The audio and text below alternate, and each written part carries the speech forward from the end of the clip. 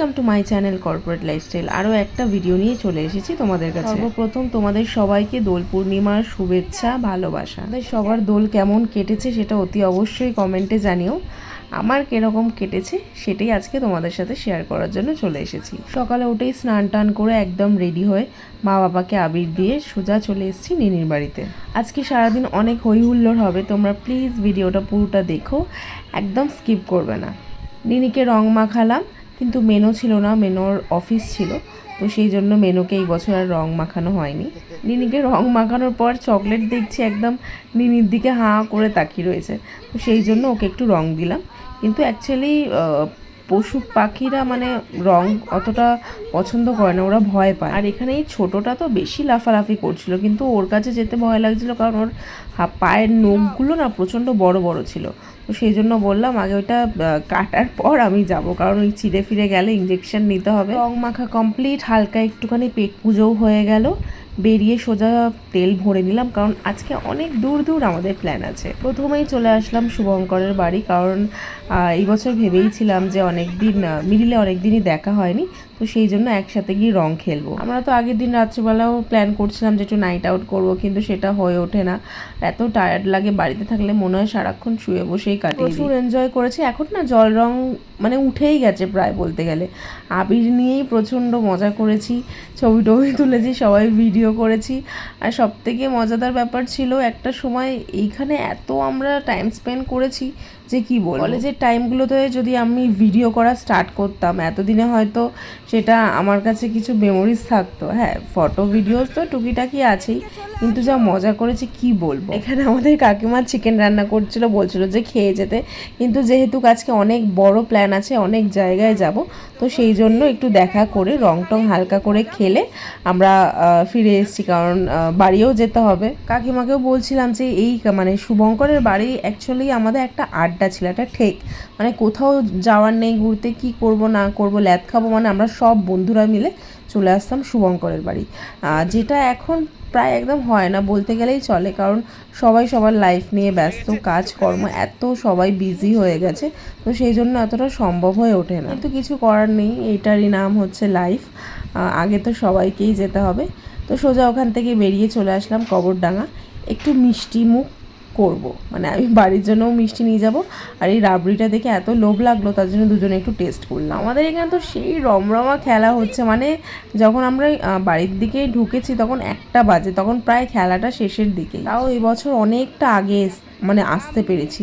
Last year তো আমরা বাড়িতে এসেছিলাম 4টের সময়, মানে এতটা জার্নি হয়ে যায়। দোলে মা ঘরে একটু সিন্নি দিয়েছিল, যেহেতু পূর্ণিমা ছিল। আমি এসে সবাইকে আগে একটু একটু করে ঠাকুরকে আবির দিলাম, প্রণাম করলাম। তারপর মা বানিয়েছিল ওই সিন্নিটা, সেটা টেস্ট করেছি। এত ভাল লাগে না আমার সিন্নি খেতে, কি বলবো, আমার খুবই ভালো লাগে খেতে। ঠাকুরকে আবির দেওয়ার পর আমি মাকে আবির দিলাম।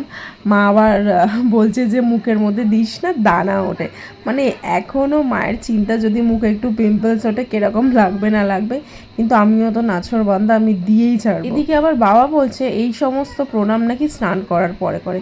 জানি না কোন মানুষ স্নান করার পর আবির খেলে, তো তাও বাবাকে একটু অল্প স্বল্প করেই মাখিয়েছি। বেঁচে গেছে এই বছর, কিন্তু সামনের বছর তোমাকে একদম ভূত করে দেবো আমি। ঠাকুমাকে আবার যখন রং দিচ্ছিল বলছে যে দিও না, তো আমি বললাম না না, একটু জোর জবরদস্তি করে দাও।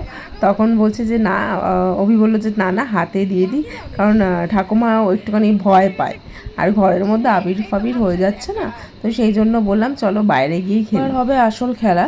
কারণ বাবুকে নিয়ে চলে এসেছি আমরা ছাদে, কারণ ওকে আমরা এখন করবো ম্যারিনেট।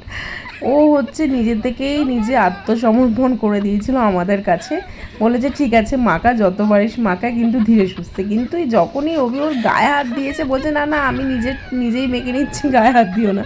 আর সে কি হাসি। এই বছর ভেবেইছিলাম যে ওকে ভালো করে রং মাখাবো। এমনি তো আমরা জল রং খেলি না, শুধু আবির দিই। প্রত্যেকবার কি করে বসে থাকে, পড়াশোনা করে, আই খেলবো না ওই খেলবো না, আজকে পরীক্ষা কাল পরীক্ষা, এই সমস্ত করে।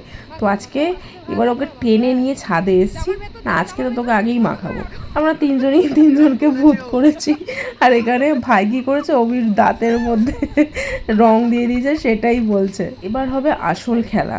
মা রান্না করছিল খিচুড়ি, তো টানতে টানতে মাকে ছাদে নিয়ে এসেছি, বলছিলাম একটু রং মেখে নাও, কিন্তু মা প্রচণ্ড ছটপট করে, টানাটানি করে, তো সেই জন্য একটু দিতে সময় লেগেছিল। ও বাবা, একটুখানি রং মেখেই না ফাঁক যেই পেয়েছে পালিয়ে গেছে। বাড়িতে রং টং খেলে খাওয়া দাওয়া সেরে চলে এসেছি মাসির বাড়ি। এরা তিনজনেই ঘুমাচ্ছিল পড়ে পড়ে, স্নান টান করে পরিষ্কার পরিচ্ছন্ন হয়। আর মেসো বলছে এবছর তো আমি রং খেলিনি, নিও নি, কিন্তু আমরা তো শুনবো না। আমরা সে একদম মেসোকে স্নান করিয়ে দিয়েছি আবিরে।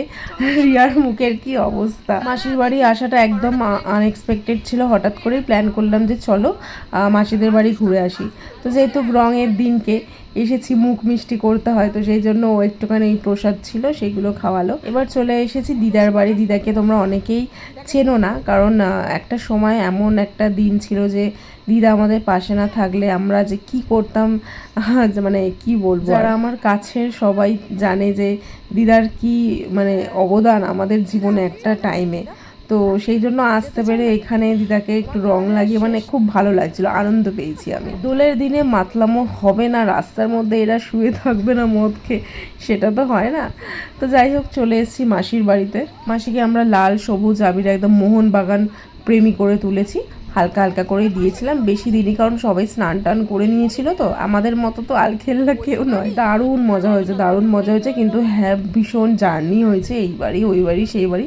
বাট একটা দিন দোলে সবাই মিলে একটু আনন্দ মজা করতে, দেখা সাক্ষাৎ করতে কারই না ভালো লাগে। আর এদিকে ভাই ও ভাইয়ের বন্ধুর সাথে দেখা হয়ে গেছে, একটুখানি রং ফং খেলেছে, কিন্তু ওকে যে মাখাবে কোনো জায়গা এমন ফাঁকা নেই যে ওর গায়ে রং। আর এই যে আমার মা তখন রং খেলবো না করছিল, আর এখন দেখো রং খেলে কি অবস্থা।